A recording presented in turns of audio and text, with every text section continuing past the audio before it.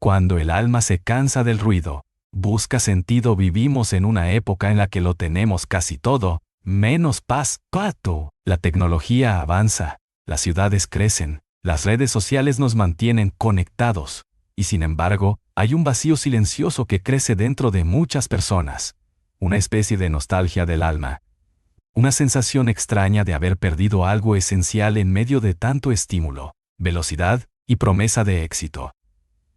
Te hablo a ti, lector o lectora de este libro, que quizás has sentido esa inquietud sutil en el pecho, ese impulso de preguntarte, ¿para qué estoy aquí? ¿Quién soy cuando nadie me ve? ¿Estoy viviendo realmente o solo sobreviviendo con estilo? Y si alguna vez has sentido que tu alma pide algo más profundo que likes, logros y listas de tareas, entonces este libro es para ti. Filosofía para el alma moderna. No es un tratado académico ni un libro de autoayuda con frases vacías y soluciones express. Es una invitación honesta a detenerte, cuestionar, a reflexionar y, sobre todo, reconectar. No con alguna religión o ideología, sino contigo mismo, con esa parte tuya que sabe, aunque a veces olvide, que hay algo más que solo existir. El alma moderna está saturada y sedienta durante siglos. Los grandes filósofos y sabios del mundo no solo se preguntaron sobre la lógica del universo, sino también sobre la vida del ser humano, sus miedos, sus deseos, su dolor y su búsqueda de trascendencia. Sócrates, Buda, Confucio, Epicteto, Spinoza, Kierkegaard, Simone Weil. Todos hablaron, de distintas maneras, de las mismas preguntas que tú y yo nos seguimos haciendo hoy. La diferencia es que ahora vivimos en un mundo saturado de información y hambriento de sentido. Nos enseñaron a pensar para producir, no para comprendernos. A mirar hacia afuera, no hacia adentro. A reaccionar, no a contemplar. En este contexto, la filosofía no debería ser un lujo intelectual, sino un acto radical de autocuidado. Porque cuando los mapas externos dejan de funcionar, necesitas construir un mapa interno. Porque cuando todo parece urgente, es vital distinguir lo importante. Y porque, cuando te han enseñado a tener de todo, tal vez lo que realmente necesitas es ser. La filosofía auténtica, la que se vive, no la que se memoriza, no es abstracta ni inaccesible. Es en realidad profundamente humana. Es una herramienta de claridad y una forma de libertad. No pretende darte todas las respuestas, pero sí enseñarte a hacer las preguntas correctas. Y eso, en tiempos de confusión masiva, es poder puro. Este libro no es una clase magistral, es una conversación contigo.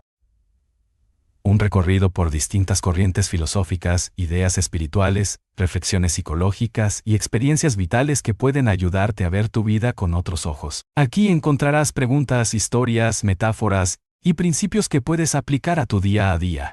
No para volverte mejor, sino más consciente, más despierto, más tú. Un puente entre la sabiduría antigua y los dilemas modernos. ¿Puede el estoicismo ayudarte a sobrevivir emocionalmente en una red social tóxica? ¿Puede el budismo enseñarte a soltar el control cuando todo cambia demasiado rápido? ¿Puede Nietzsche inspirarte a dejar de seguir la norma y crear tu propio camino? ¿Puede la filosofía existencial ayudarte a enfrentar tu ansiedad sin anestesiarte con distracciones? La respuesta es sí, y no necesitas ser un erudito para entenderlo. Solo necesitas tener el coraje de mirar hacia adentro, de cuestionar lo que das por hecho, y de explorar lo que das por hecho, y de explorar lo invisible, tu alma, tus valores, tus silencios, tus heridas, tu verdad. Este libro es para quienes sienten que hay algo más, pero no saben por dónde empezar. Para quienes han leído muchos libros de motivación, pero aún sienten que algo les falta. Para quienes no quieren fórmulas mágicas, sino una brújula honesta. Lo que puedes esperar a lo largo de estos 12 capítulos.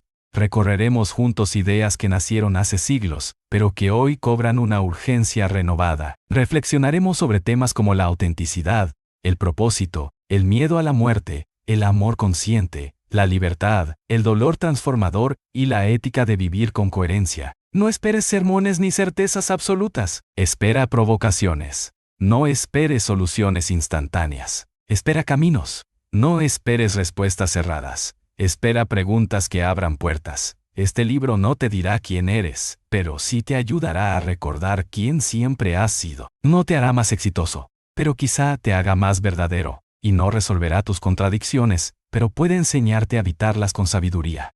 Una revolución silenciosa hoy más que nunca. El mundo necesita personas despiertas, no perfectas, no iluminadas, despiertas. Personas que piensen con el corazón, que vivan con propósito, que se pregunten cosas incómodas y actúen con integridad. Personas que hagan de su vida una obra filosófica, no para ser admirada, sino para ser habitada con alma. Tal vez no puedas cambiar el mundo entero, pero puedes cambiar tu mundo interior, y desde ahí sembrar algo distinto. Eso es, en el fondo, lo que propone este libro, una revolución silenciosa. Una filosofía que no se queda en la mente sino que baja al alma. Una forma de vivir que no huye de la complejidad, sino que la abraza con belleza y coraje. Si has leído hasta aquí, es porque algo dentro de ti ya ha comenzado ese viaje. Bienvenido. La aventura apenas comienza. Suscríbete para no perderte más libros como este.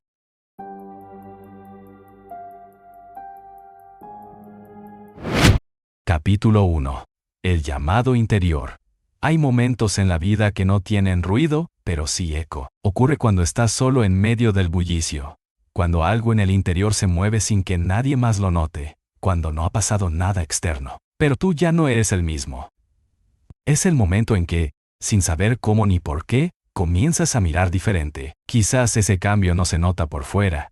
Sigues con tu trabajo, tus rutinas, tus conversaciones cotidianas, pero dentro de ti hay una grieta, una pregunta, una pequeña luz que empieza a parpadear. No lo puedes explicar, pero lo sientes. Algo te llama, algo que no tiene nombre, pero que se siente como un despertar. Esa sensación, tan sutil como poderosa, es el comienzo de todo viaje auténtico. El llamado interior. La mayoría de las personas viven distraídas toda su vida. Nacen en sistemas que les enseñan a competir, producir, cumplir, acumular, obedecer. Se les entrena para ser alguien, pero no se les enseña a ser. Se les habla de metas, pero no de sentido. Se les educa en lo externo, pero se les abandona en lo interno. Por eso no es raro que un día, después de haberlo hecho todo bien, alguien se mire al espejo y no se reconozca. ¿Quién soy?, se pregunta. Esto es todo. Esto era la vida. Y no hay libro, ni éxito, ni relación, ni red social que pueda silenciar esa pregunta una vez que nace. Porque no viene de la mente, viene del alma. Filosofar no es un acto intelectual reservado para unos pocos. Es una necesidad humana que nace cuando el alma se cansa de distraerse y empieza a buscar profundidad. Es una forma de mirar la vida con más verdad, aunque duela. Es preguntarse por lo esencial cuando lo superficial ya nos sacia. Es, en otras palabras, un retorno a lo que importa. Por eso este libro no está escrito para filósofos de academia, sino para filósofos del alma, personas comunes que han vivido, amado, sufrido, y aún así, sienten que algo más las espera por descubrir. Personas que no quieren repetir una vida automática, sino crear una existencia consciente. Personas como tú. Cuando sientes el llamado interior, puede que no lo entiendas del todo. Puede incluso que lo confundas con ansiedad, vacío o crisis. Y en parte lo es. Pero también es una invitación, un inicio. Como cuando una semilla empieza a romper la tierra desde dentro. No es cómodo, pero es necesario. No es rápido, pero es real. Esa incomodidad existencial que a veces sentimos no es un error, es una alarma sagrada. Es la vida misma susurrándote que es momento de despertar, de dejar de correr para comenzar a mirar, de dejar de aparentar para comenzar a ser. La filosofía, en su sentido más noble y antiguo, fue siempre una respuesta a este llamado. No comenzó en aulas, sino en las calles, en las plazas, en el corazón de personas que se hacían preguntas que nadie más se atrevía a formular. Sócrates, por ejemplo, caminaba por Atenas preguntando a la gente qué era la virtud, qué significaba vivir bien. No tenía respuestas fáciles, pero tenía el coraje de buscar. Y fue ese coraje el que inspiró a generaciones enteras. Porque no hay mayor valentía que enfrentar la vida con preguntas abiertas y el alma dispuesta a cambiar. En este primer capítulo, no quiero darte soluciones. Quiero darte permiso. Permiso para sentirte perdido sin culpas. Permiso para cuestionar todo lo que das por hecho. Permiso para dejar de saber y empezar a explorar. Porque solo quien se atreve a dudar puede realmente conocer, y solo quien acepta su confusión puede realmente encontrar claridad. El camino del alma no es recto, pero es profundo. No es cómodo, pero es auténtico. Y sobre todo no es lógico, pero sí es sabio. Tu llamado puede venir en forma de tristeza que no entiendes, de insatisfacción que no se va, de intuición que no puedes probar, pero tampoco ignorar. Puede aparecer después de una pérdida, de una ruptura, de un fracaso, o incluso de un gran logro que no trajo la felicidad prometida. Cualquiera que sea su forma, si lo estás sintiendo, no lo apagues, escúchalo, atiéndelo. No trates de volver a dormir, porque ese llamado es el inicio de tu regreso a ti. Este libro, como todo camino, no está aquí para darte un destino, sino para acompañarte mientras recuerdas el tuyo. No busca convencerte de ninguna verdad, sino ayudarte a encontrar la tuya. A través de ideas, preguntas y reflexiones que beberán tanto de los antiguos como de los modernos, iremos trazando juntos una filosofía viva. Una filosofía no para hablar, sino para vivir, no para repetir, sino para encarnar. Es aire que renueva cada pensamiento. Así que si estás aquí, leyendo estas líneas, no es casualidad. Algo dentro de ti ha respondido. El llamado ha sido escuchado. Ahora comienza el viaje. Capítulo 2. Conócete a ti mismo. Pocas frases han atravesado el tiempo con tanta fuerza como aquella que estaba inscrita en el templo de Apolo en Delfos. Conócete a ti mismo. 3 palabras que contienen un universo, un llamado que ha resonado durante siglos, pero que en nuestro tiempo parece más urgente que nunca. Porque en un mundo donde todo está diseñado para mirar hacia afuera, detenerse a mirar hacia afuera, detenerse a mirar hacia adentro es casi un acto revolucionario. Nos enseñan a conquistar metas, acumular conocimientos, cumplir estándares, competir, lograr, pero muy rara vez se nos enseña a detenernos, cerrar los ojos y preguntarnos, ¿quién soy realmente? No lo que hago, no lo que muestro, no lo que otros esperan de mí, sino lo que permanece cuando todo lo demás se cae. Lo que habita en el fondo, bajo las máscaras, debajo de las narrativas, detrás de los roles. Ese yo que no es el personaje, sino el alma. Conocerse a uno mismo no es mirarse al espejo con más atención, es despojarse. Es quitar capa por capa todo lo que se ha adherido con el tiempo y que creímos que éramos. Las opiniones ajenas, las etiquetas sociales, los traumas no resueltos, los mandatos familiares, las creencias heredadas, los miedos disfrazados de personalidad. Es mirarse con sinceridad brutal, sin justificar, sin adornar, sin culpar. Es aceptar la belleza y la sombra, la fuerza y la herida, lo luminoso y lo roto. Es entender que no somos una esencia fija, sino un proceso vivo, una pregunta en movimiento, una historia que se reescribe cada día. El problema es que muchas personas creen que se conocen porque han creado una imagen coherente de sí mismas. Dicen, yo soy así, como si su identidad fuera una estructura sólida y definitiva. Pero lo cierto es que en esa afirmación muchas veces hay más rigidez que verdad. No somos lo que repetimos que somos, sino aquello que descubrimos cuando nos atrevemos a observarnos sin filtros. Y eso rara vez es cómodo, porque conocerse implica enfrentarse. Implica ver en uno mismo cosas que preferiríamos ignorar. La necesidad de aprobación, la envidia camuflada, el orgullo herido, el miedo al rechazo, la mentira piadosa que nos contamos cada mañana para seguir adelante. Pero también implica descubrir una profundidad que no sabíamos que teníamos, una ternura olvidada, una capacidad de amar más allá del dolor, una fuerza silenciosa que no necesita demostrar nada, una libertad que no depende del aplauso. La filosofía comienza ahí, no con conceptos abstractos, sino con la valentía de mirarse. Sócrates, que fue condenado a muerte por invitar a pensar, decía que una vida no examinada no vale la pena ser vivida. Y ese examen comienza por uno mismo, no para castigarse, sino para comprenderse, no para juzgar, sino para liberar, porque mientras no nos conocemos, vivimos en piloto automático. Reaccionamos desde viejas heridas, repetimos patrones ajenos, buscamos afuera lo que falta adentro. Pero cuando empezamos a conocernos, aunque sea un poco, cambia la forma en que habitamos el mundo.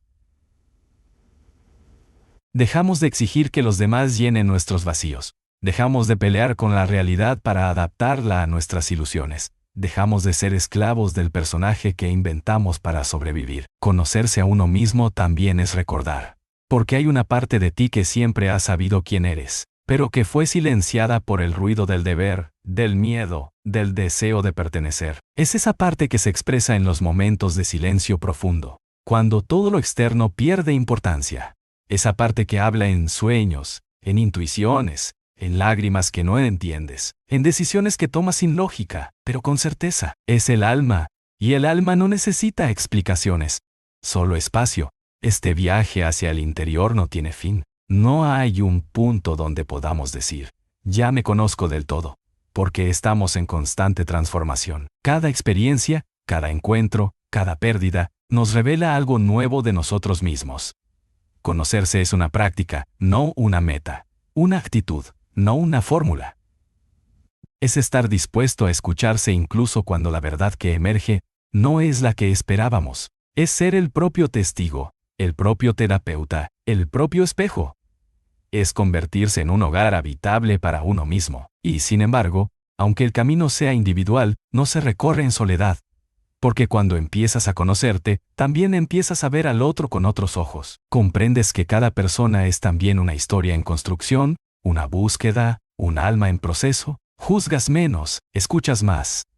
Amas distinto, ya no desde la necesidad sino desde la presencia. Ya no desde la carencia, sino desde la conexión. Porque cuando tú estás contigo, no usas al otro para completarte, lo eliges para compartirte. En esta sociedad del rendimiento y la apariencia, conocerse es un acto de desobediencia, porque implica decir no a todo lo que nos desconecta, no a los discursos que te dicen quién debes ser, no a las comparaciones que te alejan de tu verdad, no a las distracciones que te impiden sentir, no. Y al mismo tiempo, es decir sí a la vida interior, sí a la autenticidad, sí a la vulnerabilidad que nos esconde, sí a esa paz que solo llega cuando dejas de pelear contigo. Conocerse a uno mismo no es un lujo, es una necesidad espiritual, porque desde ahí se origina todo lo demás. Cómo amas, cómo decides, cómo trabajas, cómo sufres. Si ese lugar está fragmentado, todo lo que construyas llevará a esa fractura.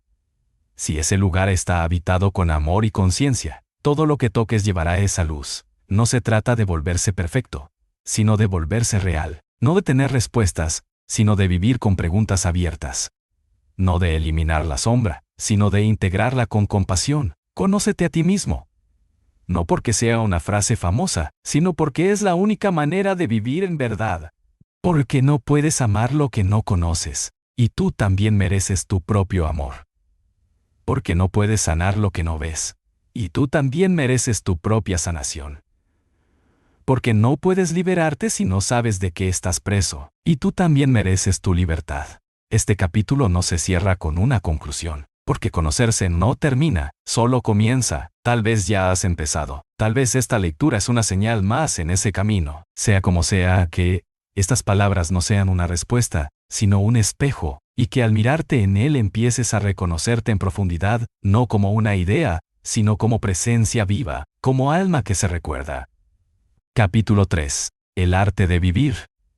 Vivir es algo que todos hacemos, pero que muy pocos aprendemos. Desde que nacemos nos lanzan al río de la existencia, nos enseñan a nadar en ciertas aguas, nos dan mapas ajenos, instrucciones que ya no funcionan, y nos piden que lleguemos a alguna orilla que nadie sabe exactamente dónde está. Así, sobrevivimos entre reglas, estructuras y repeticiones. Nos movemos por hábitos, nos dirigimos hacia metas heredadas, y muchas veces confundimos el hecho de estar vivos con saber vivir. Pero no es lo mismo respirar que vivir conscientemente. No es lo mismo pasar el tiempo que habitarlo. No es lo mismo existir que hacer de la existencia una obra. El arte de vivir no es una técnica ni una receta, es una forma de estar presente en la vida con todos los sentidos, con el corazón abierto, con la mente dispuesta y con el alma despierta. No se trata de hacerlo todo bien, sino de hacerlo con verdad. De no pasar por la vida como un turista distraído, sino como un caminante que siente el suelo, el viento, las piedras, los silencios y las señales. Vivir como arte es tomar cada día como una creación. No siempre será bella. A veces será confusa, caótica o dolorosa. Pero si se vive con conciencia, hasta el sufrimiento se transforma en parte de la obra. El arte de vivir no busca perfección, busca profundidad. Y esa profundidad no se encuentra afuera, sino en cómo nos relacionamos con lo que hay, con lo que somos, con lo que sentimos y con lo que elegimos. En nuestra cultura, vivir se ha vuelto sinónimo de producir. La vida se mide en logros, títulos, bienes, seguidores, rutinas. Nos empujan a una versión mecánica de la existencia donde cada instante debe ser útil. Cada acción debe tener un rendimiento y cada emoción debe encajar en una fórmula de éxito. El alma entiende de sentido, y ese sentido no se mide en números, se intuye en la paz. La paz que sentimos cuando hacemos lo que amamos. La paz que sentimos cuando dejamos de actuar y empezamos a hacer. La paz que sentimos cuando, por fin, nuestra vida externa refleja lo que somos por dentro. Vivir bien es un arte porque implica sensibilidad, discernimiento, práctica y presencia. Implica aprender a escuchar lo que no se dice, a detenerse en lo simple, a honrar lo invisible, a actuar con coherencia incluso cuando nadie lo nota. Implica reconocer que no todo tiene que tener un propósito utilitario para tener valor, que un silencio puede ser tan importante como una decisión, que un abrazo sincero puede sanar más que 1000 palabras, que la belleza no es lujo ni adorno, sino alimento del espíritu. El arte de vivir es encontrar belleza en lo ordinario y sentido en lo cotidiano. Más experiencias, más cosas, más títulos, más información, pero el arte no se trata de sumar sin fin, sino de elegir con conciencia. De simplificar para profundizar, de dejar espacio para lo esencial. Vivir bien no es tenerlo todo, es saber qué dejar ir. Es entender que muchas veces la felicidad no está en agregar, sino en soltar. Soltar expectativas que no son nuestras. Soltar roles que nos pesan. Soltar la necesidad de aparentar, de justificar, de explicar. Porque, solo cuando sueltas lo que no eres, puedes empezar a vivir desde lo que sí eres. Vivir con arte también es asumir que la vida no es lineal, que hay momentos de expansión y otros de repliegue. Que hay etapas de claridad y otras de niebla, que a veces florecemos y a veces nos caemos, y en ambas cosas hay sabiduría, que el sufrimiento no es un castigo ni un error, sino parte del tejido profundo de la experiencia humana, que el dolor no es lo contrario de la vida, sino una de sus formas más sinceras de hacernos despertar. El arte de vivir es aprender a bailar con lo que llega, sin pretender controlarlo todo. Es soltar el ideal de perfección para abrazar lo real. Y en lo real, todo cabe. La risa y la herida, la certeza y la contradicción, el amor y la pérdida. Hay una belleza serena en quienes han aprendido a vivir desde dentro. Se nota en su mirada, en su forma de hablar, en su manera de estar presentes. No necesitan impresionar ni convencer. No huyen del silencio. No temen la imperfección. Tienen una calma que no viene de tener respuestas, sino de haber hecho las paces con las preguntas. Esas personas no llegaron allí por azar. Llegaron porque se atrevieron a mirar la vida como un maestro, no como un enemigo, porque dejaron de resistirse a lo que es, y empezaron a colaborar con ello, porque entendieron que vivir no es una carrera ni un escaparate, sino un diálogo sagrado con el misterio. El arte de vivir requiere tiempo. No se aprende en libros ni se adquiere por imitación. Se cultiva. Se practica, se tropieza y se vuelve a empezar. Cada persona tiene su propio ritmo, su propio lenguaje, su propia forma de crear su existencia. Y eso es lo hermoso, que no hay una sola manera correcta de vivir bien. Lo que hay son vidas vividas con presencia, con amor, con sentido. Lo que hay son caminos únicos, imperfectos y verdaderos. Y cada día es una página en blanco. Y cada día es una página en blanco. Cada elección, un trazo, cada encuentro, un color, cada silencio, un espacio necesario, cada acto consciente, una pincelada de alma. Tal vez el mayor acto de sabiduría sea este, recordar que la vida no es una meta, sino un instante. Que lo que tenemos no es mañana ni ayer, sino este momento exacto. y que si sabemos estar aquí con todo lo que somos, sin prisa y sin juicio, con el corazón abierto y la mirada limpia, entonces, aunque no tengamos todo resuelto, aunque no entendamos todo lo que ocurre, ya estamos viviendo como artistas, porque el arte de vivir no se mide en logros, sino en presencia. No en lo que conseguimos, sino en cómo estamos con lo que ya es, no en cuán alto llegamos, sino en cuán profundo habitamos. Entonces, ¿cómo se empieza a vivir con arte? Tal vez así, soltando el guión, respirando más lento, escuchando más hondo, eligiendo con alma, agradeciendo incluso lo que duele, y recordando que cada día es una oportunidad para crear, no una obligación para cumplir. Porque si la vida es una obra, que al menos sea honesta, que al menos lleve nuestras huellas, que al menos hable de lo que realmente importa. Porque cuando eso ocurre, cuando el alma se reconoce en lo vivido, entonces sí, podemos decir que hemos empezado a vivir de verdad. Capítulo 4. El silencio como camino. Vivimos en una era ruidosa, no solo por el sonido de las ciudades, los dispositivos, las notificaciones constantes y la sobreinformación que nos inunda desde que despertamos, sino por el ruido interno que llevamos dentro, pensamientos repetitivos, ansiedad disfrazada de eficiencia, exigencias que nos persiguen aunque cerremos los ojos, una mente que no para de hablar, que interrumpe incluso cuando el cuerpo está quieto. En este paisaje saturado, el silencio se ha vuelto un lujo, una rareza, una anomalía. El silencio no es ausencia de sonido, es presencia plena. Es el espacio en el que el alma respira sin distracciones. Es el lugar donde todo se ordena de forma sutil, donde los pensamientos no se fuerzan, sino que se disuelven como nubes, donde las emociones se aclaran, donde el ser se revela. El silencio es una morada, no un vacío. No es un hueco que hay que llenar, sino una profundidad que hay que habitar. No es la pausa entre las palabras, es la verdad que está más allá de ellas. Aprender a estar en silencio es una de las formas más radicales de reconexión, porque en el silencio, lo externo deja de importar. Y se apagan los deberes, las imágenes, las expectativas ajenas. No hay aplausos, no hay críticas, no hay validación, solo tú contigo, solo tú contigo. Solo el pulso de tu ser, sin adornos ni defensas. Y ahí es donde comienza lo real. Ahí es donde, por fin, puedes escuchar lo que ha estado esperando dentro de ti, sin poder gritar más fuerte que el ruido del mundo. Pero entrar en el silencio no es fácil, porque nos han enseñado a temerlo. Nos han acostumbrado a llenar cada instante, cada espacio, cada emoción. Una sala en silencio nos pone incómodos.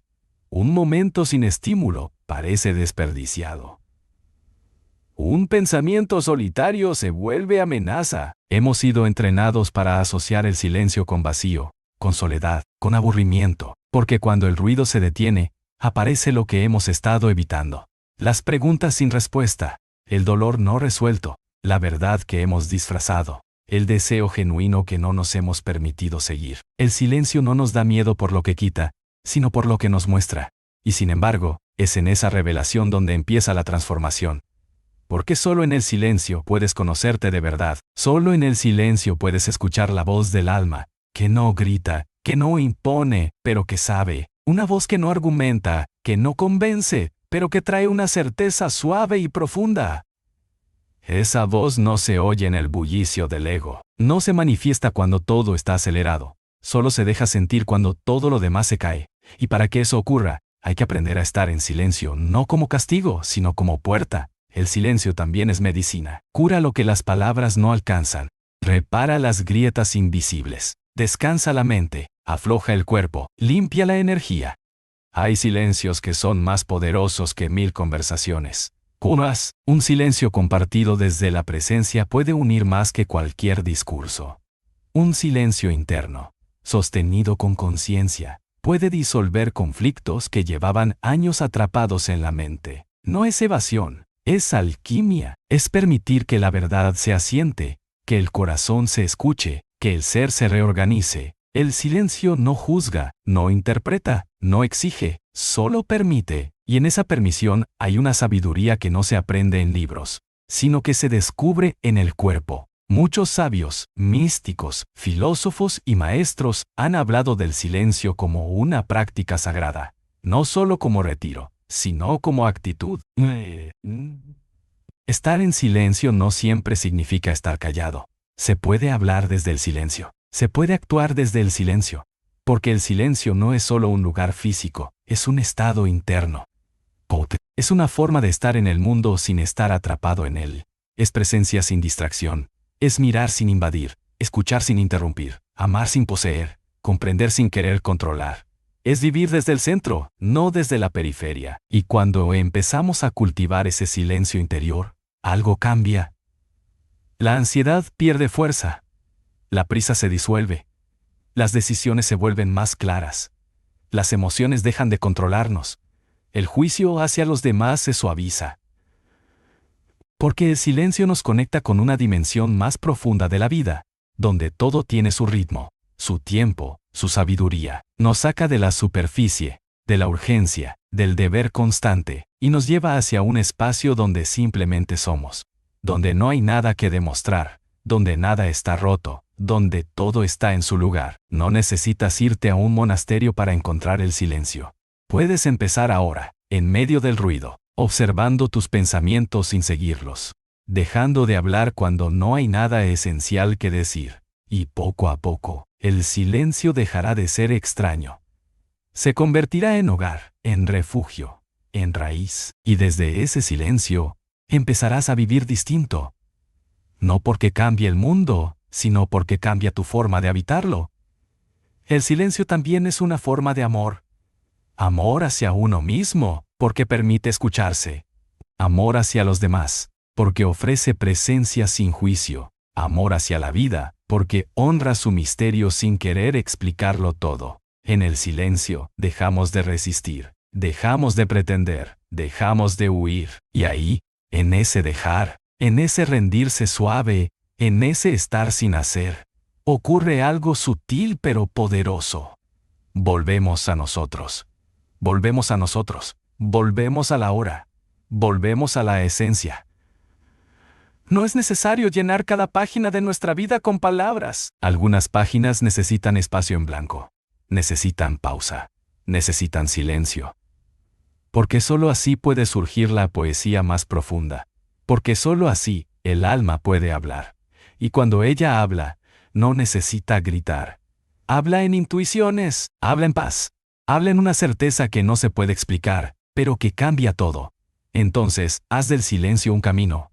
No como un escape, sino como una forma de regresar. No como una técnica más, sino como una técnica más.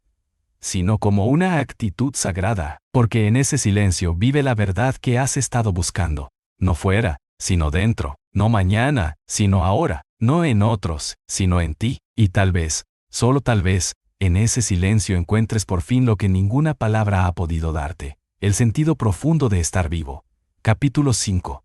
La sabiduría del presente.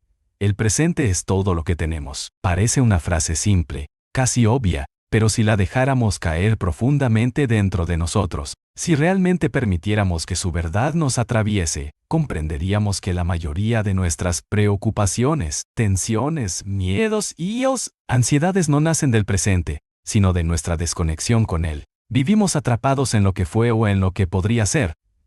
Recorremos una y otra vez los pasillos de la memoria, buscando respuestas, justificaciones o culpables. Nos proyectamos hacia adelante como si el futuro fuera una promesa que podemos moldear desde el control, desde la anticipación, desde la preparación obsesiva.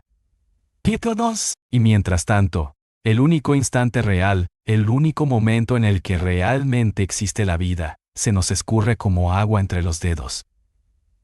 Estar presente no es una tarea sencilla, aunque es la más natural de todas. Un niño pequeño está presente sin esfuerzo. Un animal lo está.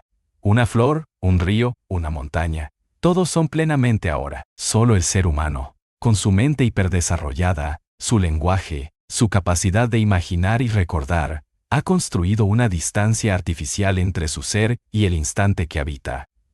Esta mente maravillosa, esta herramienta prodigiosa que puede soñar y crear, también puede distraer y dispersar. puede encadenarnos a pensamientos que ya no tienen poder o que aún no han sucedido. Y así, sin darnos cuenta, nuestra vida se convierte en una proyección mental, más que en una experiencia viva. La sabiduría del presente no consiste en negar el pasado ni en despreciar el futuro, consiste en devolverle su justo lugar. El pasado existe como memoria, como raíz, como historia que nos ha traído hasta aquí. El futuro existe como posibilidad, como dirección, como campo abierto hacia el que nos movemos. Pero el presente es el único terreno fértil. Solo en el presente se puede amar. Solo en el presente se puede sanar. Solo en el presente se puede elegir. Todo lo demás es una ilusión, una construcción mental, un espejismo que nos aleja del único milagro constante. Este instante, este latido, esta respiración. Y sin embargo, estar presentes es algo que debemos practicar, porque todo en nuestro entorno, todo en nuestro mundo moderno, nos empuja a la fragmentación. La multitarea se ha convertido en una virtud. Estar ocupado es sinónimo de éxito. Saltar de una cosa a otra, mantener la mente llena, responder rápido, producir sin pausa, son conductas premiadas. Pero el alma no se alimenta de velocidad. El alma se nutre de presencia, y la presencia solo se manifiesta cuando somos capaces de detenernos, de mirar de verdad, de escuchar sin pensar en lo que vamos a responder, de sentir sin huir, de habitar nuestro cuerpo, nuestro entorno, nuestras emociones, como si no hubiera otro lugar en el que deberíamos estar. Presencia no es simplemente estar aquí, físicamente. Es estar con todo el ser, con la atención, con el corazón, con la intención. Es mirar un rostro y no solo ver una forma, sino un universo. Es saborear una fruta y sentir la vida que encierra. Es caminar y notar cómo el pie toca la tierra, cómo el aire entra en los pulmones, cómo el cielo cambia segundo a segundo. Es estar con uno mismo sin necesidad de escapar. Es poder sostener incluso lo incómodo, sin correr hacia la distracción. Porque incluso el dolor, cuando es habitado con presencia, se transforma, se suaviza. Se revela, es la ausencia de presencia la que hace que el sufrimiento se enquiste. Porque no lo vemos, no lo sentimos del todo, no lo comprendemos, solo lo tememos o lo negamos, y lo que negamos nos domina.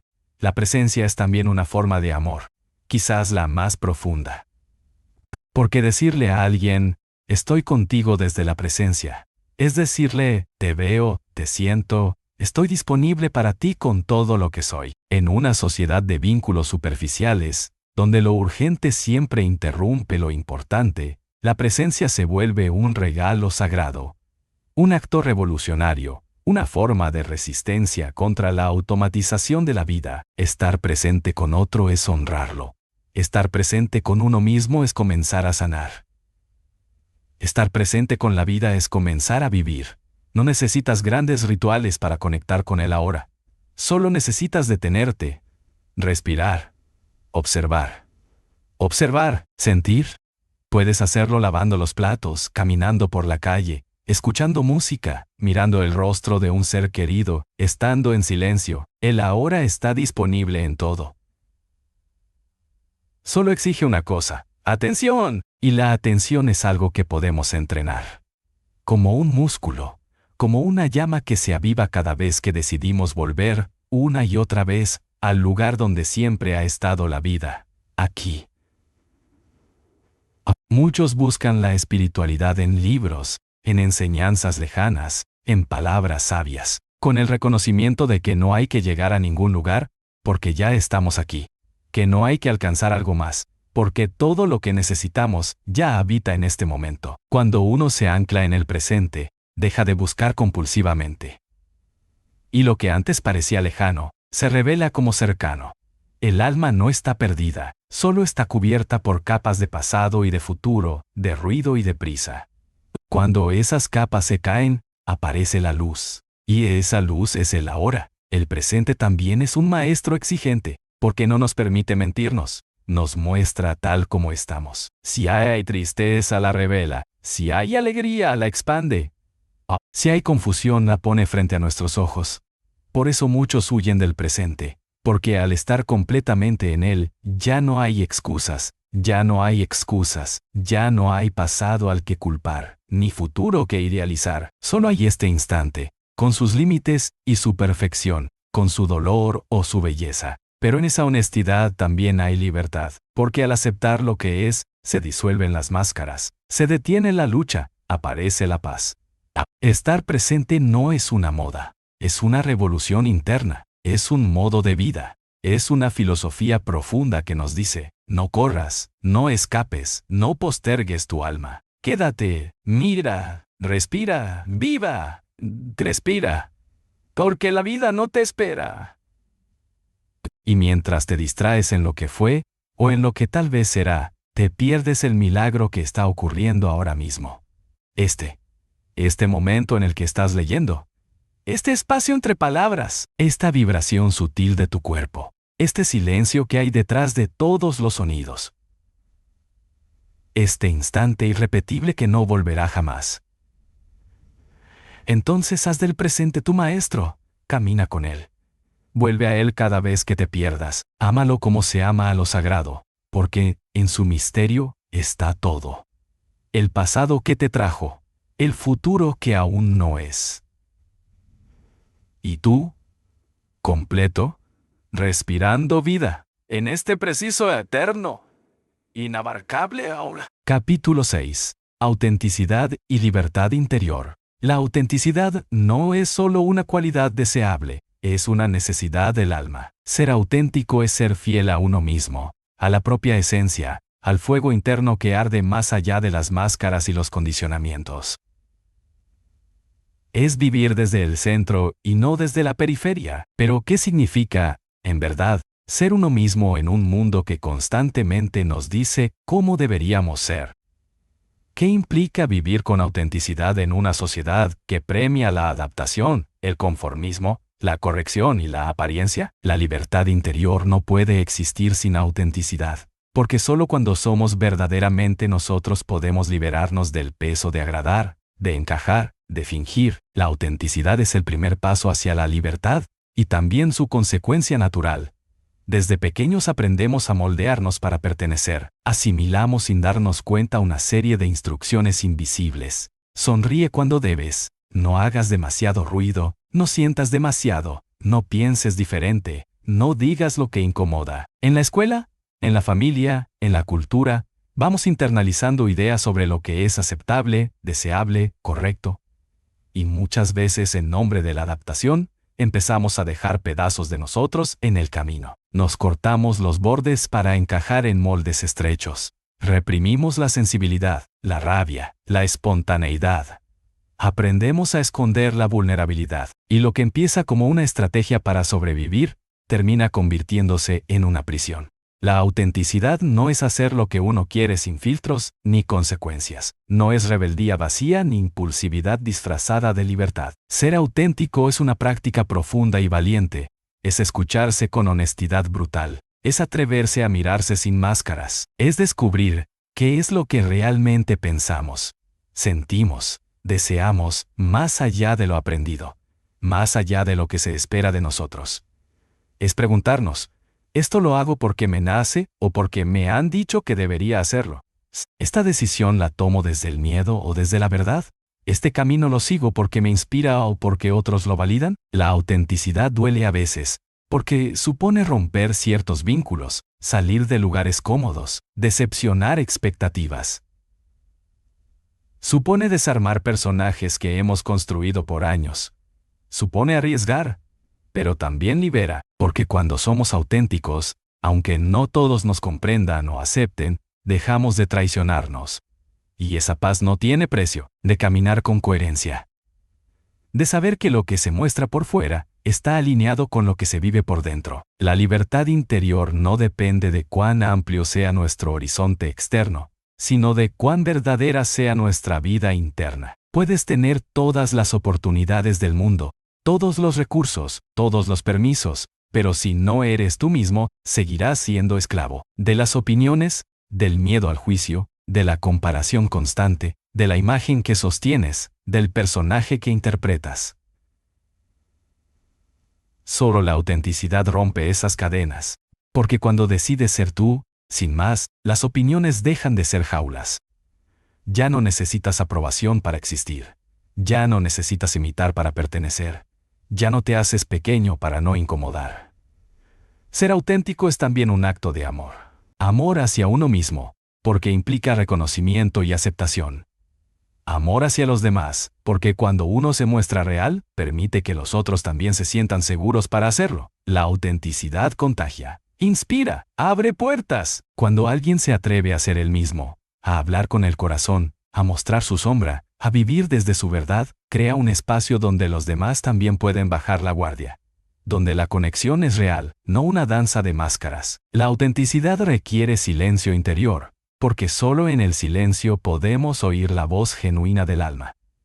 En el ruido del mundo, en la marea de voces que nos dicen quién ser, cómo vivir, qué desear, es fácil perderse. Es fácil confundir lo propio con lo impuesto. Pero si nos detenemos, si nos escuchamos de verdad, si empezamos a observar lo que sentimos ante cada situación, cada persona, cada elección, podemos empezar a distinguir entre lo aprendido y lo auténtico. Podemos empezar a deshacer los nudos, a dejar de seguir caminos ajenos, a volver a lo esencial. La libertad interior no es algo que se encuentra, es algo que se conquista, paso a paso, decisión tras decisión, cada vez que elegimos decir la verdad en lugar de callar por comodidad. Cada vez que sostenemos un límite sano en lugar de ceder por miedo. Cada vez que honramos nuestra energía, nuestras emociones, nuestros deseos, aunque no sean populares o fáciles de entender. La libertad interior no se construye de golpe.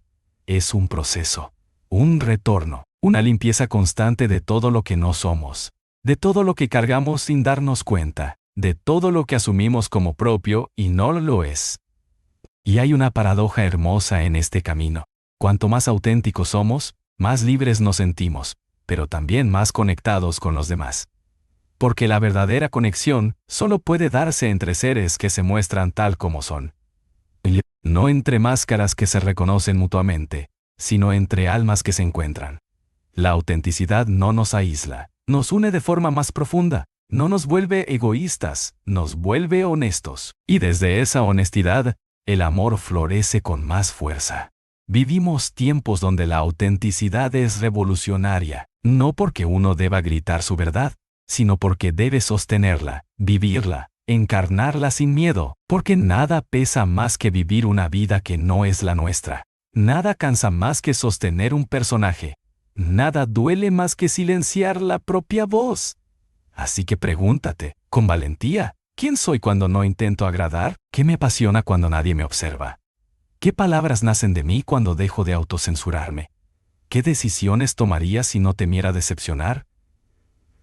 ¿Qué parte de mí aún escondo para pertenecer? La autenticidad no se trata de llegar a una versión perfecta de ti, sino de abrazar todas tus partes, la luz y la sombra, la fuerza y la fragilidad. No se trata de tenerlo todo claro, sino de caminar en coherencia con lo que vas descubriendo. No se trata de ser igual todos los días, sino de permitirte cambiar, evolucionar, transformarte y seguir siendo tú en cada nueva forma, porque al final, la libertad interior no es una meta lejana, es el resultado de serte fiel, de no abandonarte a ti mismo en el intento de ser quien los demás esperan, de mirar hacia adentro y decir, esta soy yo, este soy yo con todo lo que soy, y elijo vivir desde aquí. Capítulo 7. El poder de soltar.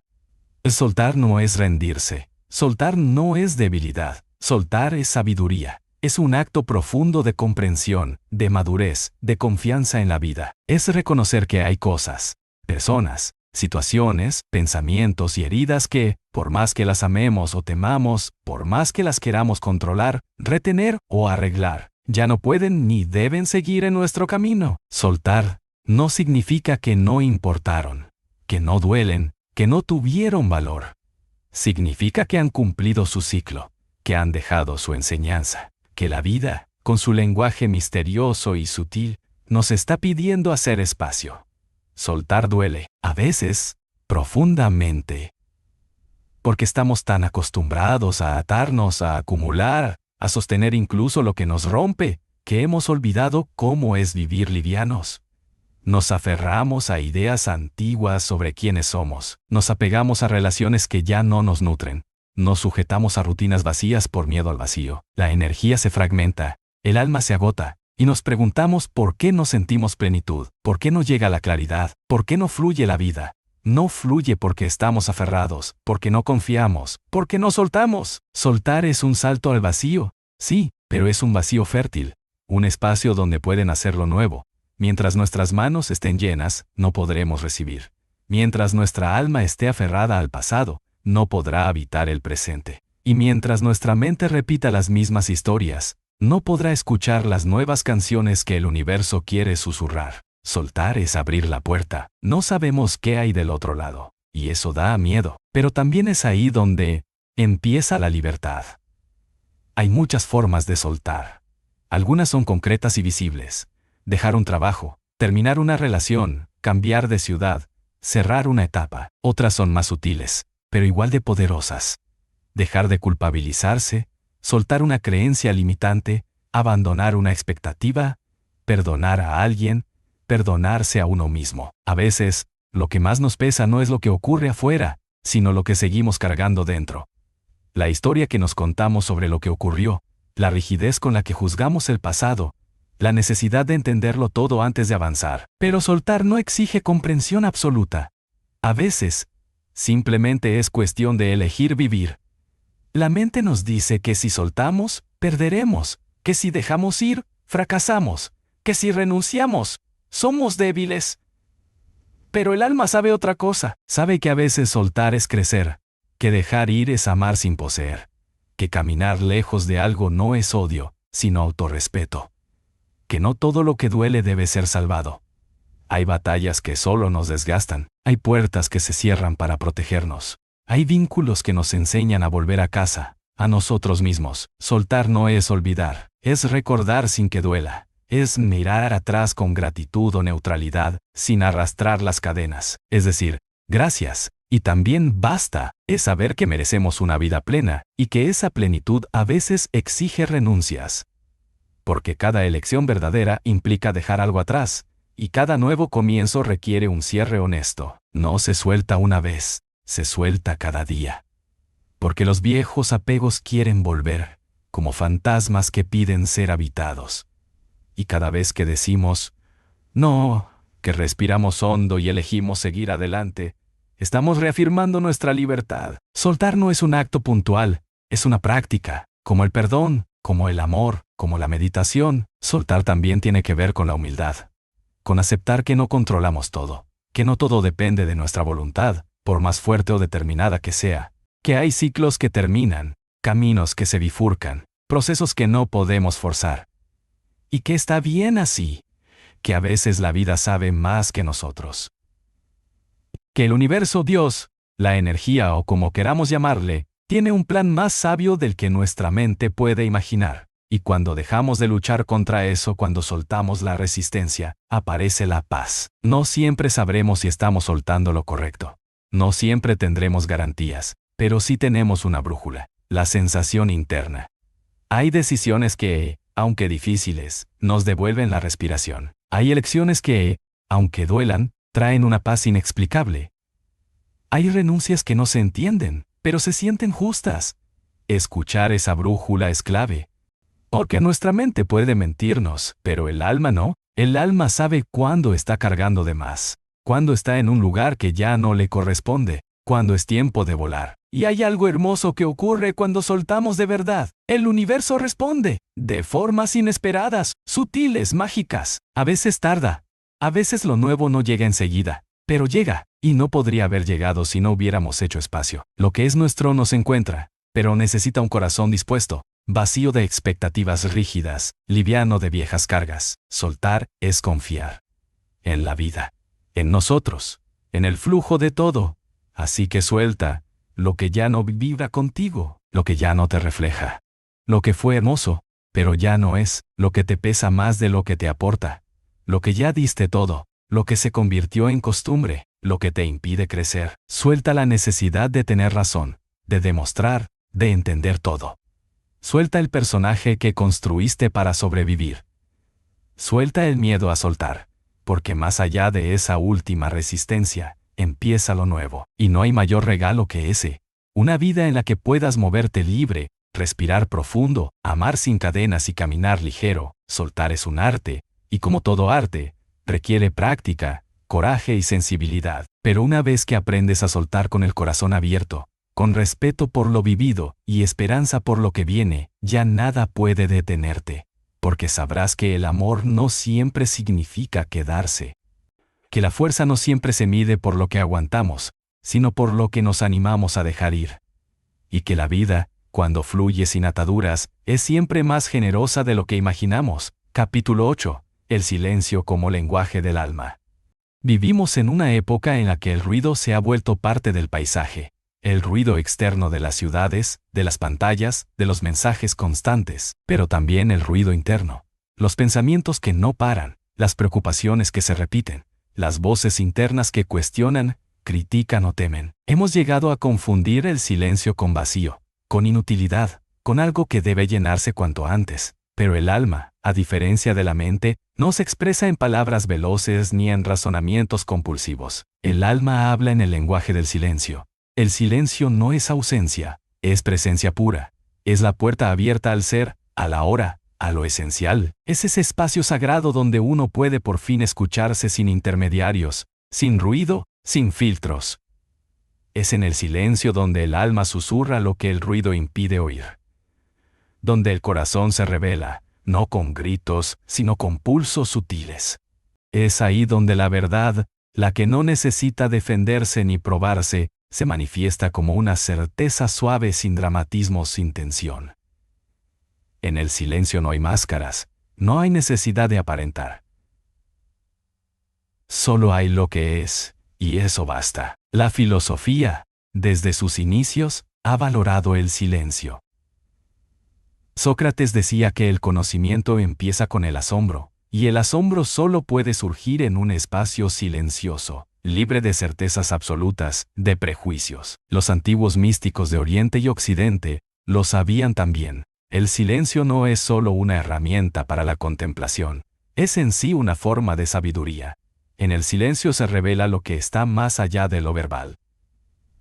Lo que no puede ser explicado, pero sí sentido. Lo que no puede ser comprendido por la mente, pero sí abrazado por el alma. Pero nos cuesta estar en silencio, no por incapacidad, sino por hábito. El ruido nos distrae del vacío que nos asusta. Llenamos nuestra vida de actividades, de conversaciones, de estímulos, de información, porque tememos lo que podríamos encontrar si nos detuviéramos. Tememos descubrir que estamos lejos de nosotros mismos, que vivimos deprisa pero sin dirección, que nuestros logros no nos llenan, que hay heridas que no hemos sanado, que hay sueños que dormimos por miedo. El silencio nos pone frente a eso. Nos desnuda, nos confronta, pero también nos libera, porque es en el silencio donde empieza el verdadero reencuentro, donde se disuelven las tensiones inútiles, donde entendemos sin necesidad de pensar, donde algo más profundo que la lógica toma las riendas. El silencio no elimina el pensamiento, pero lo ordena, lo clarifica, lo pacifica. Nos muestra qué pensamientos son nuestros y cuáles son voces heredadas. Nos revela cuántas veces confundimos el deseo con la necesidad, la opinión con la verdad, la urgencia con el sentido. Es como el agua quieta de un lago que, al calmarse, permite ver el fondo con claridad. Hay silencios incómodos, sí, como los que surgen cuando se rompe una rutina, una relación, una creencia, pero también hay silencios fértiles, como la tierra antes de la siembra, y es ahí donde debemos aprender a habitar, en ese silencio que no es falta, sino posibilidad, que no es hueco, sino matriz. Cuando cultivamos el silencio como práctica, como espacio, como refugio, empezamos a vivir desde otro lugar, desde una sabiduría más suave, más intuitiva, menos rígida. Desde una paz que no depende de lo externo. Desde una conexión con algo mayor que nosotros, pero que nos habita. No se trata de hacer votos de silencio, sino de recuperar la capacidad de estar en quietud, de apagar por momentos el ruido voluntario, de crear pausas en medio del día, de no tener que opinar sobre todo, de no responder de inmediato, de aprender a escuchar más allá de las palabras, de valorar la presencia sin necesidad de llenar el espacio con sonidos, porque muchas veces lo más profundo no se dice, se siente, se comparte desde la mirada, desde el cuerpo relajado, desde el estar auténtico. En la práctica del silencio también hay un acto de humildad. Reconocemos que no todo necesita explicación, que no todo debe ser dicho, que no todo se puede controlar. A veces, las respuestas más sabias vienen cuando dejamos de buscarlas compulsivamente, cuando simplemente respiramos, observamos, confiamos. El silencio nos enseña a rendirnos sin rendirnos, a dejar que las cosas decanten, a esperar sin ansiedad, a aceptar lo que es sin querer cambiarlo de inmediato. A aceptar lo que es sin querer cambiarlo de inmediato. Es importante también entender que el silencio no es evasión. No se trata de huir del mundo, de los vínculos, de las responsabilidades. Se trata de volver a uno mismo para luego volver al mundo con más conciencia, con más compasión, con más verdad. El silencio es un puente, no un destino final, un espacio donde nos limpiamos del exceso, donde nos vaciamos de lo que no somos, para poder regresar a la vida más auténticos, más presentes, más libres. En ese sentido, el silencio es terapéutico.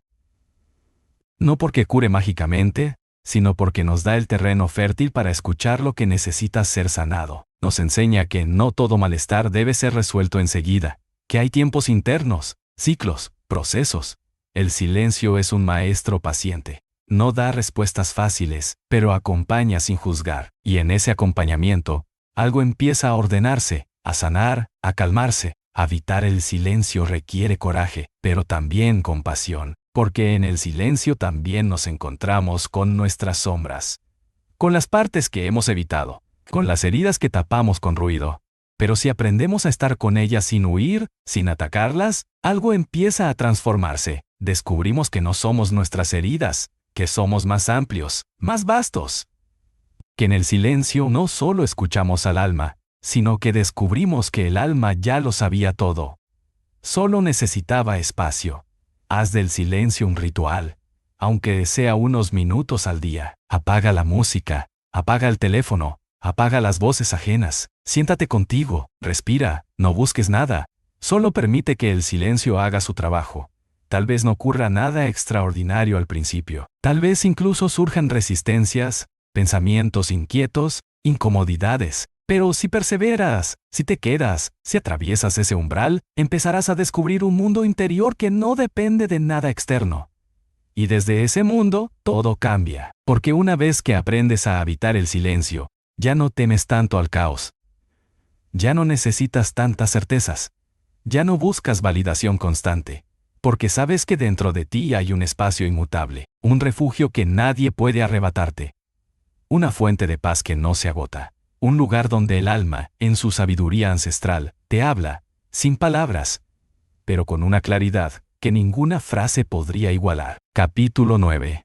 El arte de estar presente. Estar presente parece una idea simple, casi banal. Pero basta observarnos durante unos minutos, en medio de cualquier día, para darnos cuenta de lo ajenos que estamos al momento presente. Nuestra mente está constantemente viajando hacia el pasado, rumiando errores, recreando escenas, arrastrando culpas o nostalgias, o hacia el futuro, anticipando problemas, imaginando escenarios, fabricando preocupaciones. Vivimos atrapados en un tiempo que no existe.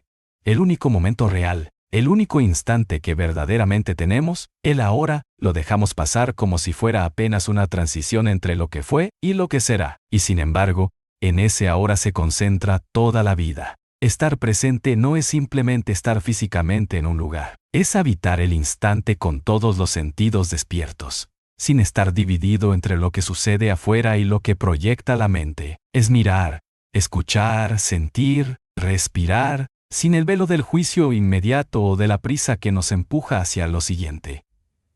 Es permitir que cada cosa, por simple o cotidiana que sea, se revele con profundidad, porque cuando estamos realmente presentes, la vida deja de ser una serie de actividades mecánicas para convertirse en una experiencia sagrada. Pero, ¿por qué nos cuesta tanto? Porque fuimos educados en la velocidad, nos enseñaron a rendir, a producir, a hacer más en menos tiempo, a cumplir metas, a responder correos, a planear el futuro. Y estar presente es, en cierto modo, una amenaza a esa lógica. Es una forma de decirle a la mente, no necesito saber qué pasará mañana para estar bien hoy. Y eso desestabiliza, porque implica confiar, implica detenerse, implica renunciar, aunque sea por un momento, al control ilusorio sobre la vida. Además, estar presente nos expone a lo que hay. A veces, eso que hay es maravilloso, un paisaje, una sonrisa, un instante de paz, pero otras veces, lo que hay es incomodidad, tristeza, confusión, soledad. Por eso también evitamos el ahora, porque no siempre es placentero, porque el dolor que evitamos con distracciones y pensamientos, cuando nos detenemos, aparece con fuerza. Pero es justamente en esa presencia total, en ese mirar sin escapar, donde empezamos a sanar, porque el dolor necesita ser sentido, y solo puede ser sentido ahora, no mañana, no después, ahora. El arte de estar presente requiere práctica, no es algo que ocurra porque sí, es una forma de reentrenar la mente, de abrir el corazón, de afinar la percepción. Una forma de regresar, una y otra vez, al único punto donde somos libres. Porque en el presente no hay culpa, que siempre vive en el pasado, ni ansiedad, que habita el futuro. En el presente hay espacio, hay posibilidad, hay respiración. Cuando estamos verdaderamente aquí, no arrastramos cargas ni vivimos adelantados. Estamos, y eso, aunque parezca poco, es todo. La presencia tiene una cualidad curativa, no solo para quien la cultiva, sino también para quienes la reciben.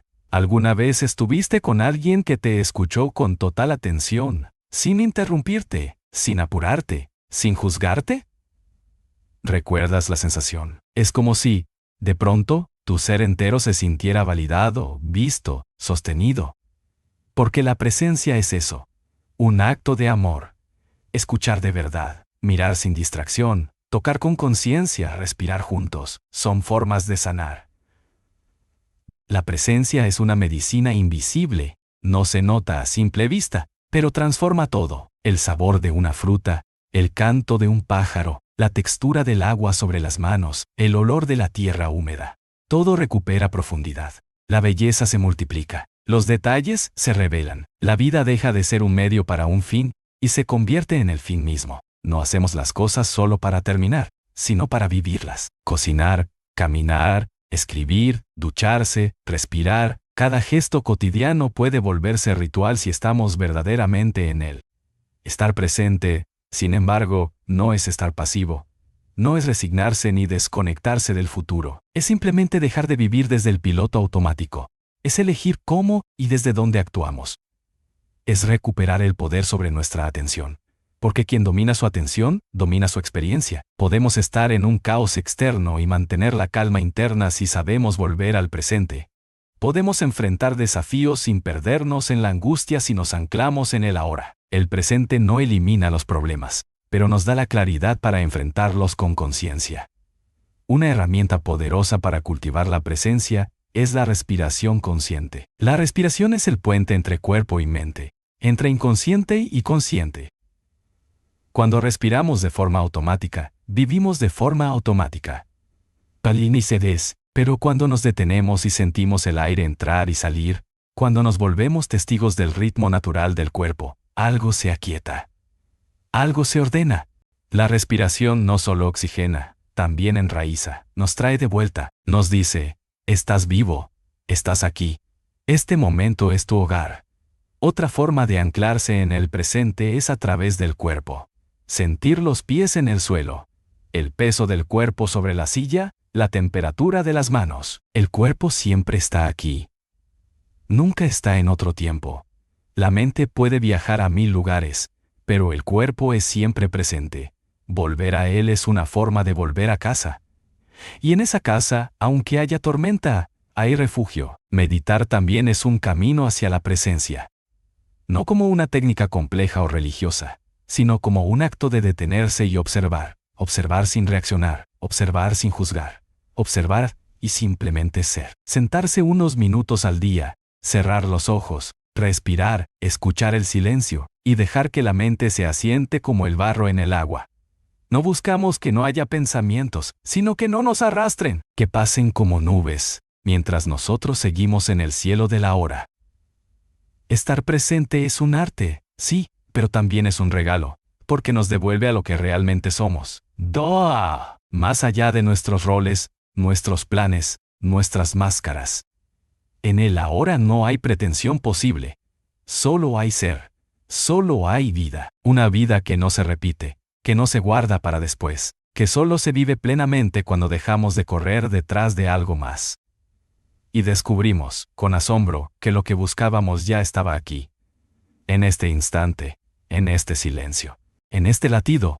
No se trata de estar presente todo el tiempo. No se trata de idealizar una perfección imposible. Se trata de volver, una y otra vez, cada vez que notamos que nos fuimos, que estamos atrapados en pensamientos, en historias, en miedos, volver, con amor, con paciencia, con compasión. Porque cada regreso a la hora es un acto de libertad. Y poco a poco, sin forzar, sin exigir, la presencia se convierte en un hábito. En una forma de vivir. En una forma de amar. Capítulo 10. El ego y el espejo de la conciencia. El ego es una palabra que se ha vuelto popular en el lenguaje espiritual, psicológico y cotidiano. A veces se usa para señalar arrogancia o soberbia, otras veces para hablar de la identidad personal, y otras tantas para describir ese mecanismo interno que nos separa, nos protege o nos limita. Pero, ¿qué es realmente el ego? ¿Es un enemigo a vencer? ¿Una ilusión que debemos trascender? ¿O simplemente una parte de nosotros que necesita ser comprendida y puesta en su justo lugar? Desde una mirada filosófica y espiritual profunda, el ego no es algo malo, sino una construcción. Es la imagen mental que tenemos de nosotros mismos, hecha de recuerdos, roles, opiniones, etiquetas, experiencias y defensas. Es esa voz interna que dice, yo soy esto, yo no soy aquello. Esto me gusta, esto me gusta, esto me ofende. El ego se forma para ayudarnos a sobrevivir, a movernos por el mundo, a distinguirnos de los demás. Pero con el tiempo, cuando no se cultiva la conciencia, el ego deja de ser una herramienta útil y se convierte en una prisión. La conciencia, en cambio, no necesita definiciones. Es lo que observa, lo que está detrás del pensamiento, lo que presencia todo sin identificarse con nada. Cuando hablamos del espejo de la conciencia, nos referimos a esa capacidad de mirarnos sin juicio, de observar el ego sin caer en él, de darnos cuenta, en tiempo real, de cómo reaccionamos, por qué lo hacemos y qué está en juego emocionalmente. Es en ese espejo donde el ego se revela, no como enemigo, sino como reflejo de nuestras heridas, nuestras historias y nuestras creencias más profundas. El ego tiene muchas máscaras. A veces es el perfeccionista, que necesita hacerlo todo bien para sentirse digno. A veces es el mártir, que se sacrifica constantemente para recibir amor. Otras veces es el orgulloso, que no acepta errores para no sentirse débil. O el que busca aprobación, el que necesita tener razón, el que huye del fracaso o el que teme ser olvidado. El ego no es una sola cosa. Es un sistema complejo de creencias que nos dice quiénes debemos ser para ser aceptados, amados o validados. El problema no es tener ego. Todos lo tenemos. El problema es vivir desde él sin darnos cuenta, porque el ego, por su naturaleza, siempre está comparando, evaluando, defendiendo. Nos hace sentir separados. Yo contra los otros, yo mejor que ellos, yo peor que ellos, yo peor que ellos. Nos hace vivir a la defensiva, con miedo al rechazo, con necesidad constante de demostrar algo. Y cuando vivimos identificados con el ego, perdemos contacto con lo esencial, con lo que somos más allá de las formas, de los éxitos, de las opiniones. Perdemos la paz. El ego es frágil porque depende de lo externo. Si lo alimentamos con elogios, se infla. Si lo hieren, se desploma. Es una construcción inestable, que necesita ser sostenida constantemente. Y en esa necesidad se agota, porque jamás alcanza. El ego quiere más reconocimiento, más control, más seguridad, más admiración. Pero el alma, en cambio, quiere menos ruido, menos máscaras, menos lucha. El alma busca autenticidad, el ego busca aprobación. Por eso, muchas veces, nuestro conflicto interno es una batalla silenciosa entre estas dos fuerzas, la que quiere ser y la que quiere parecer. Para poder trascender el ego, no basta con entenderlo intelectualmente, hace falta observarlo en acción, dar un paso atrás y notar. Esto que estoy sintiendo, ¿viene de una herida no resuelta? ¿Esta necesidad de tener razón? ¿Es miedo a no ser visto? Miedo. ¿Este impulso de controlar es desconfianza en la vida? Cada vez que observamos al ego sin identificarnos con él, se debilita. No porque lo ataquemos, sino porque dejamos de creer que somos él. La conciencia es como un espejo limpio. Refleja todo tal como es, sin distorsión. Pero el ego mancha ese espejo con opiniones, interpretaciones, juicios. Por eso, cuanto más fuerte es el ego, más distorsionada es nuestra percepción del mundo. Vemos enemigos donde hay miedos no reconocidos. Vemos ofensas donde hay inseguridad. Vemos amenazas donde hay desafíos al orgullo. Pero cuando la conciencia se activa, ese espejo se limpia. Y podemos ver con claridad. Podemos vernos con ternura. Podemos ver a los otros como compañeros, no como rivales. El camino espiritual no consiste en eliminar el ego, sino en integrarlo. No necesita ser destruido, necesita ser comprendido. Solo así deja de gobernar nuestra vida. Solo así se convierte en un sirviente útil, y no en un amo tirano. Cuando cultivamos el arte de la autoobservación, el ego se vuelve transparente. Ya no nos engaña tan fácilmente. Vemos su juego y podemos elegir no seguirlo. Podemos dejar pasar el impulso de reaccionar, de justificarnos, de atacar. Podemos elegir el silencio, la escucha, la humildad. Podemos incluso reírnos de nosotros mismos, y esa risa es liberadora. Porque reírnos del ego no es burlarnos, es dejar de temerle. Es reconocer que hay algo en nosotros más grande, más profundo, más amoroso que cualquier imagen que hayamos construido. La vida nos da muchas oportunidades para practicar esto. Cada vez que sentimos envidia, orgullo, frustración, celos, necesidad de controlar, miedo al qué dirán, ahí está el ego hablándonos. No para que lo rechacemos, sino para que lo escuchemos con una mirada más amplia. Cada emoción difícil puede ser una invitación a mirar el espejo de la conciencia y preguntarnos, ¿qué parte de mí está herida? ¿Qué necesita atención? ¿Puedo estar con esto sin reaccionar? Esa es la verdadera libertad, no la ausencia de ego, sino la capacidad de no ser esclavos de él. Estar despiertos es eso, ver el juego interno, ver cómo el ego se activa, cómo toma el control, cómo nos impulsa a actuar desde el miedo o el deseo de aprobación. Pero también ver que no somos eso, que hay un espacio dentro de nosotros que observa sin aferrarse, que ama sin condiciones, que confía sin garantías. Ese espacio es el alma, y cuando empezamos a vivir desde ahí, todo cambia. La paz ya no depende de lo que piensen de nosotros. La alegría no está atada al éxito externo. El amor no se condiciona a cómo nos tratan. La conciencia es el espejo que todo lo refleja y nada retiene. Es la base del despertar. Es el principio de toda verdadera transformación. Y cuanto más la cultivamos, más comprendemos que la batalla contra el ego no se gana con fuerza, sino con presencia, con ternura, con verdad, porque el ego no resiste la luz de la conciencia, se disuelve en ella, se reeduca, se rinde, y al hacerlo, nos permite vivir con más liviandad, con más profundidad, con más amor. Entonces, no busques destruir tu ego, obsérvalo. Obsérvalo, ámalo como parte de tu historia, pero no lo dejes decidir por ti. Mírate con honestidad, con apertura, con coraje, y cada vez que te veas actuando desde el miedo, el orgullo o la necesidad, no te culpes, solo vuelve al espejo limpio de tu conciencia. Respira, mira, elige, porque cada elección desde el alma y no desde el ego es una semilla de libertad. Y con el tiempo, esa libertad se convierte en una nueva forma de estar en el mundo. Más serena, más lúcida, más real. Capítulo 11. Amor consciente y vínculos sagrados. Amar tú. Pocas palabras han sido tan pronunciadas, tan escritas, tan deseadas, y a la vez, tan mal comprendidas.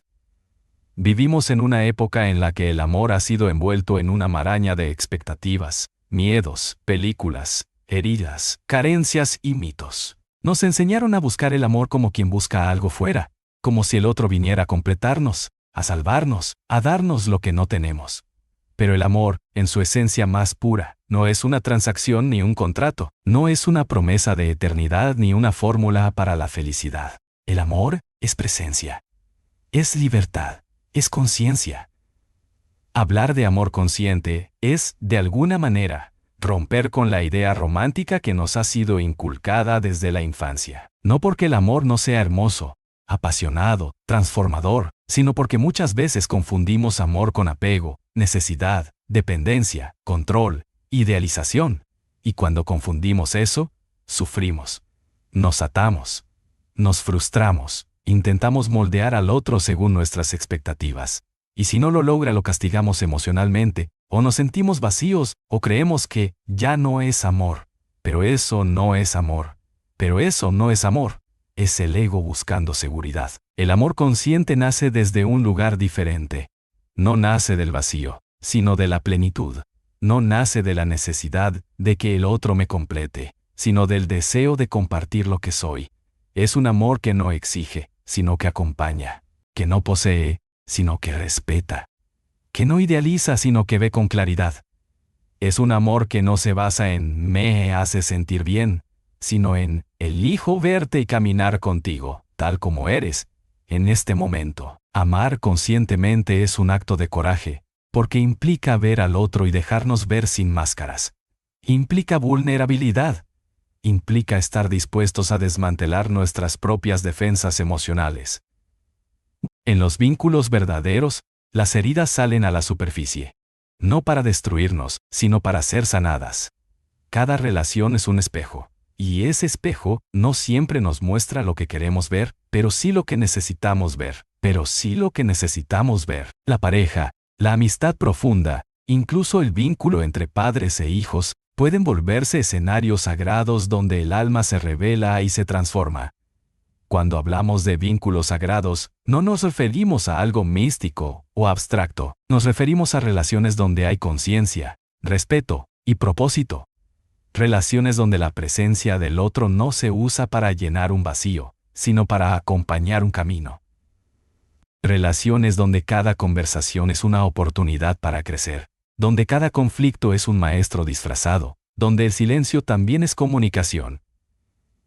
Lo sagrado no está en la forma del vínculo, pareja, amistad, familia, sino en la calidad de la presencia que llevamos a él. En un amor consciente, no se niegan las emociones, pero tampoco se gobiernan por ellas. Se pueden sentir celos, miedo, inseguridad, pero se traen a la luz con honestidad, no con manipulación. Se habla, se escucha, se contiene. No se trata de ser perfectos, sino de ser reales, de mostrarse, de responsabilizarse por lo propio. De dejar de culpar al otro por lo que sentimos, porque cada emoción es una oportunidad de autoconocimiento, cada roce es una puerta hacia el crecimiento, cada herida es un llamado a mirar más profundo. El amor consciente también sabe poner límites, porque amar no es permitirlo todo, no es anularse, ni ceder siempre, ni permanecer donde no hay reciprocidad. Amar conscientemente implica saber decir no. Saber cuándo quedarse y cuándo partir. Saber cuidar del propio jardín antes de pretender cuidar el del otro. No hay amor verdadero si no hay amor propio. Y el amor propio no es egoísmo. Es la base desde la cual podemos dar sin perdernos. Es el suelo firme sobre el que se construyen los vínculos sanos.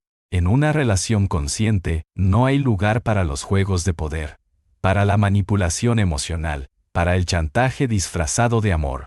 Porque el verdadero amor no asfixia, no exige, no condiciona. El amor verdadero libera, potencia, eleva, despierta lo mejor en nosotros. Nos invita a ser más auténticos, más plenos, más honestos. No busca cambiar al otro, sino que lo inspira a florecer. No dice, te necesito para ser feliz, sino comparto contigo mi felicidad. Si tú también eliges estar aquí, y claro, esto no siempre es fácil, porque todos llevamos heridas. Todos hemos aprendido modelos de relación basados en el miedo. Miedo al abandono, al rechazo, a la traición, al dolor. Esos miedos nos hacen reaccionar, cerrarnos, defendernos. Pero cuanto más los llevamos a la conciencia, más libres nos volvemos. Podemos ver nuestras reacciones sin juzgarlas. Podemos elegir cómo responder en lugar de actuar en automático. Podemos pedir perdón. Podemos perdonar. Podemos volver a comenzar. Una relación consciente se construye, no se encuentra. No es fruto del azar ni de la química mágica. Es el resultado de dos personas comprometidas consigo mismas, con su evolución, y que eligen acompañarse en ese proceso. Es una danza donde a veces uno da un paso y el otro retrocede, pero ambos están atentos a no pisarse, a escucharse, a sostenerse. Es una danza que no busca perfección, sino presencia. Y en esa presencia, el vínculo se vuelve sagrado. Sagrado porque nos recuerda quiénes somos. Sagrado porque nos muestra nuestras sombras y nuestra luz. Sagrado porque nos desafía a amar incluso cuando duele, incluso cuando el ego grita, incluso cuando el ego grita, incluso cuando el otro no es como esperábamos. Amar conscientemente es un camino espiritual, uno de los más profundos, porque pone a prueba todo lo que creemos saber sobre nosotros mismos. Porque no hay lugar donde el ego se active con más fuerza que en una relación íntima. Pero tampoco hay lugar donde podamos transformarnos con mayor profundidad. Entonces, si deseas amar conscientemente, empieza por ti. Observa tus miedos. Revisa tus creencias sobre el amor. ¿Crees que debes hacer algo para merecerlo? ¿Crees que te lo pueden quitar? ¿Crees que amar es sufrir? Cuestiona esas ideas, libérate de ellas, y vuelve al presente, porque el amor no es una promesa futura, es una elección del ahora. No esperes a que el otro cambie para amar. No esperes a que el otro cambie para amar. Ama desde tu verdad, desde tu centro, desde tu alma. Y si tienes la fortuna de encontrar a alguien que también quiera caminar este camino, cuídalo como se cuida un fuego sagrado. No lo tomes por sentado, no creas que está garantizado. La conciencia necesita ser cultivada. La presencia necesita ser renovada. El amor consciente no es una cima a la que se llega, es un sendero que se recorre cada día, con humildad, con paciencia, con intención. Amar conscientemente no es una meta, es una práctica, es un arte, es una forma de estar en el mundo. Y cuando aprendemos a amar así, no solo nuestras relaciones cambian, cambia todo. Porque dejamos de buscar afuera lo que ya somos. Porque entendemos que el otro no es una muleta, sino un espejo. Porque descubrimos que amar no es perderse, sino encontrarse más profundamente. Y desde ahí, desde ese lugar de plenitud compartida, la vida se vuelve más rica, más luminosa, más verdadera. Capítulo 12. La muerte como maestra y el misterio de la vida. Si hay una certeza absoluta en la existencia humana, es esta: todos vamos a morir. Y, sin embargo, pasamos gran parte de nuestra vida evitándolo, negándolo, temiéndolo o maquillándolo. Nos distraemos con metas, acumulaciones, placeres, preocupaciones, relaciones, obligaciones y sueños. Y muchas veces, muy en el fondo, esa distracción no es más que un intento desesperado por no mirar de frente a lo inevitable.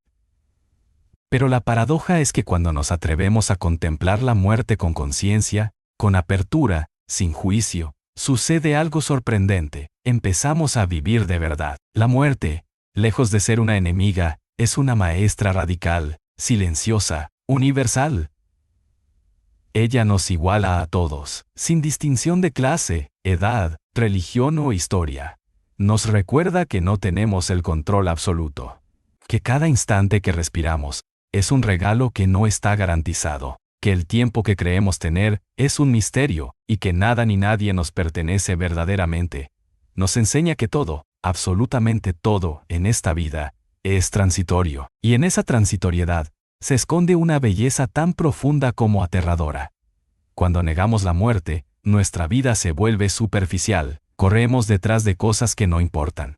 Nos preocupamos por lo que no tiene peso. Nos atamos a lo impermanente como si fuera eterno. Pero cuando la muerte entra en nuestra conciencia, no como obsesión sino como compañera, todo se redefine. El amor se vuelve más urgente y más generoso.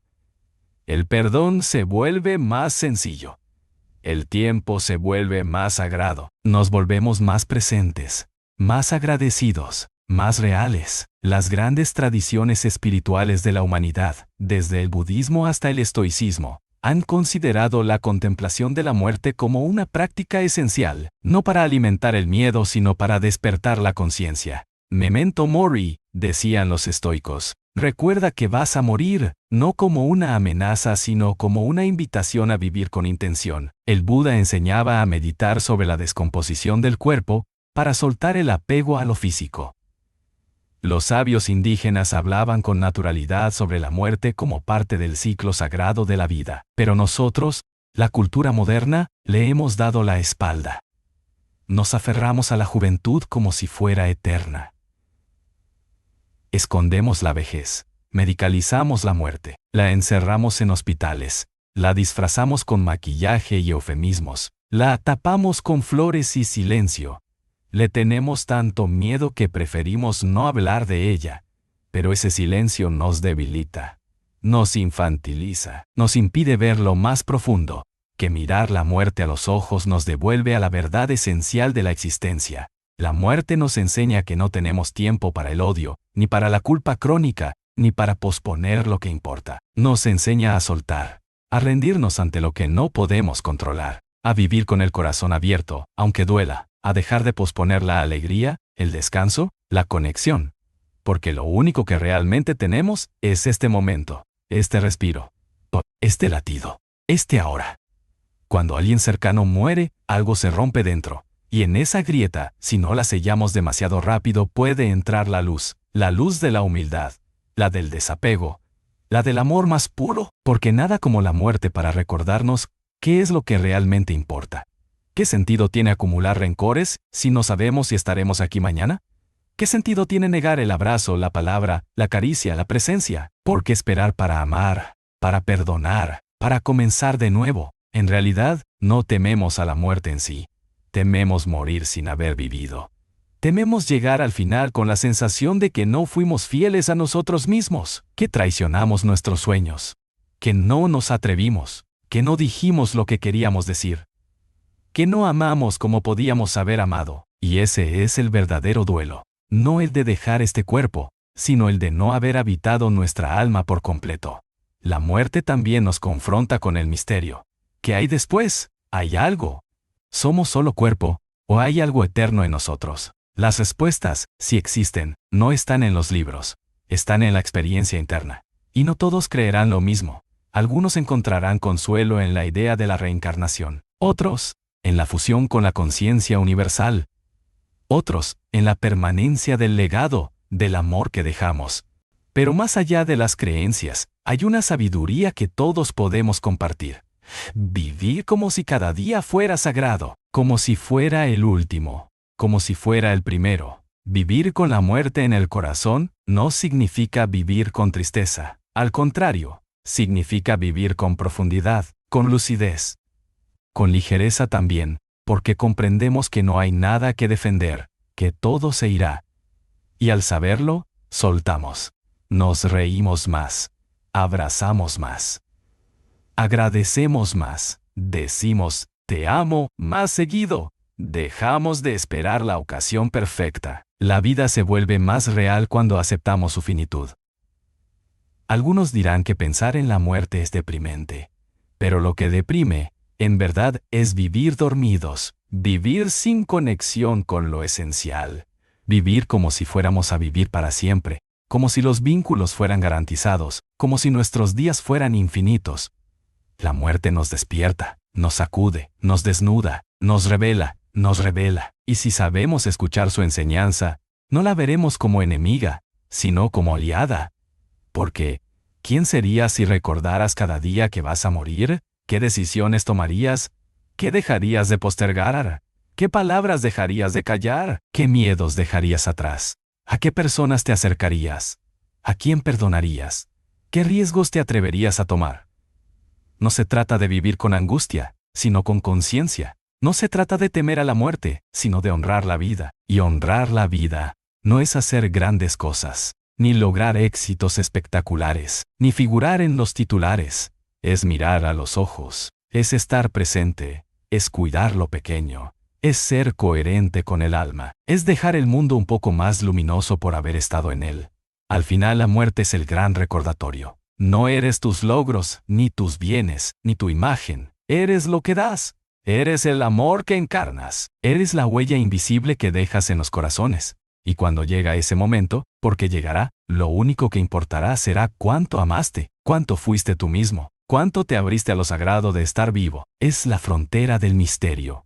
Y el misterio, lejos de asustarnos, puede fascinarnos, porque nos conecta con lo que no se puede explicar, pero sí sentir. Nos conecta con la dimensión espiritual de la existencia, con ese lugar donde las palabras no alcanzan, donde el alma se expande, donde el silencio habla, y tal vez, solo tal vez, la muerte no sea una pérdida, sino un regreso a casa, a la fuente, al origen, al todo. Mientras tanto, estamos aquí, respirando, viviendo, amando, aprendiendo, sabiendo que somos pasajeros, pero que cada paso puede ser sagrado, que cada encuentro puede ser eterno en su fugacidad, que cada instante contiene la eternidad, si sabemos habitarlo con el corazón abierto. No olvides suscribirte, darle like y dejar tu comentario. Comparte este video si crees que puede ayudar a alguien más. Tu apoyo hace toda la diferencia y nos inspira a seguir creando contenido. Gracias por estar aquí.